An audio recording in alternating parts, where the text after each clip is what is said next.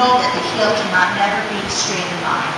So if this is your chippy and you're grasping the bird's tail on the right, you're going to come out with that heel at the same time, almost like riding the horse's mane. You flip only when this hand meets it, and you're in this form. You bring it down. You look back. You turn. You get ready, but you don't touch until after you square. It's a square. Then you push, and remember your baby finger and the side palm has to hit that piece. Push with some resistance. Separate. Sit back. Then come up and forward.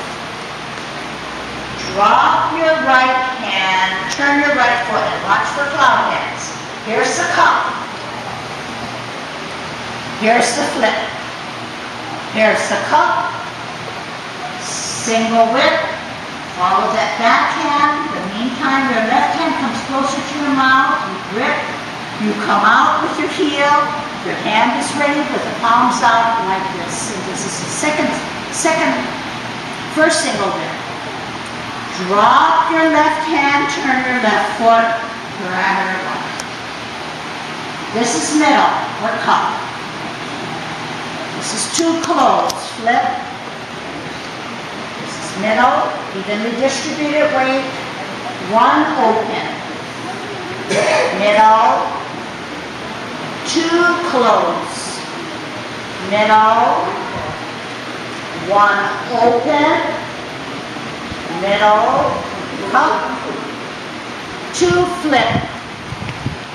Middle, watch your back hand for another single whip. Hand closer to your mouth, follows your foot out. Single whip. Half step forward, sit back. High pattern the horse. Out with your toe, veer to the right. Cross at your wrist. Open by stepping out with your heel, palms down, up with your right foot, right hand on the outside to help you with your kick on your right, pull in, down on your heel, double punch. Sit back, pivot that right foot all the way around.